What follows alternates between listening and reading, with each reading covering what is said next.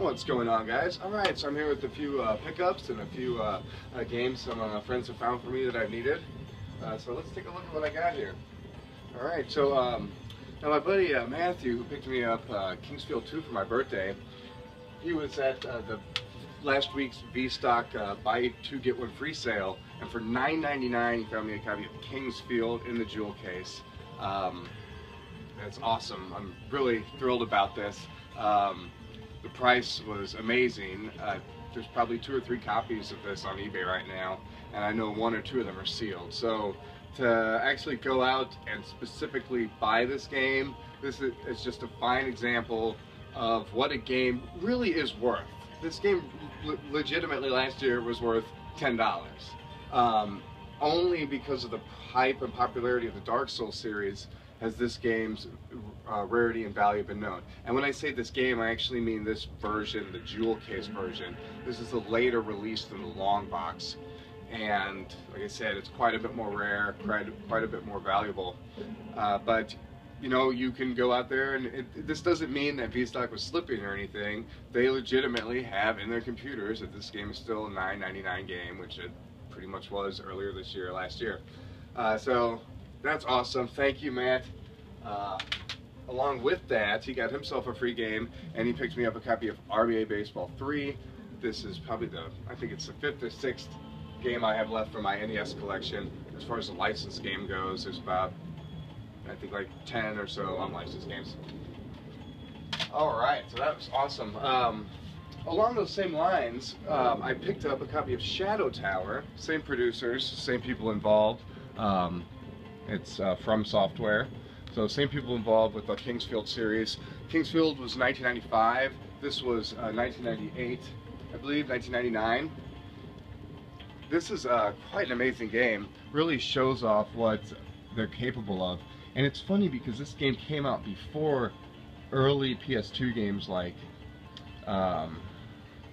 Evergrace and Eternal Ring, which a lot of people consider pretty bad, but each of those in their own right was just a display of what the PS2 could do, you know. But yeah, it's a different story. But Shadow Tower definitely incorporates a lot of what became Dark Souls. This is one of the first games. Well, I don't know about Kingsville 3 or so, but this is one of the earlier games that incorporates the shield. So you can actually, not just as a stat, but your shield, you can actually use it to deflect attacks. And there's a lot of, you know, there's just a lot of more of the stuff involved that became what the Soul series is. So this game kind of, it's about as rare as the jewel case Kingsfield is.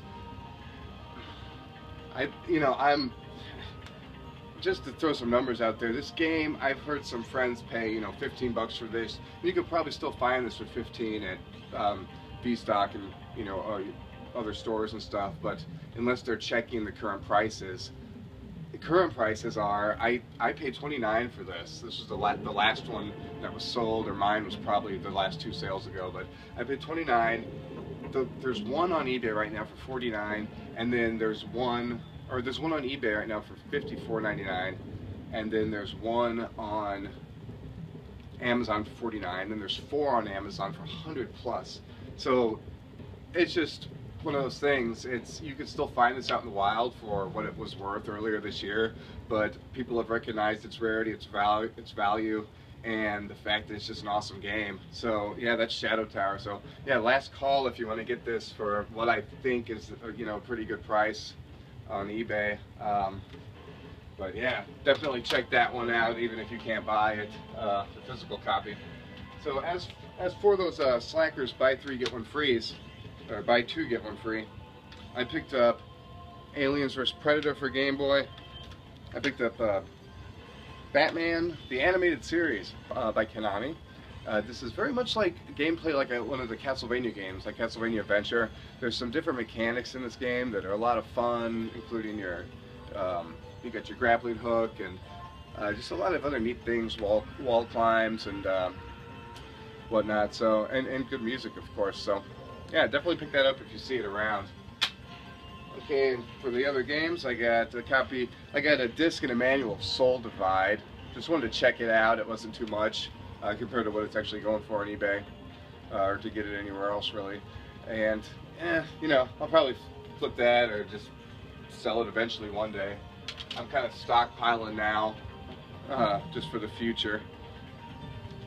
So a lot of the stuff you see from here on out, considering I'm so far into the collections that I really want, that those pickups are so few now that I'm actually picking up stuff that, you know, I might actually sell in the future, including, you know, all the CD stuff you see, save a few things.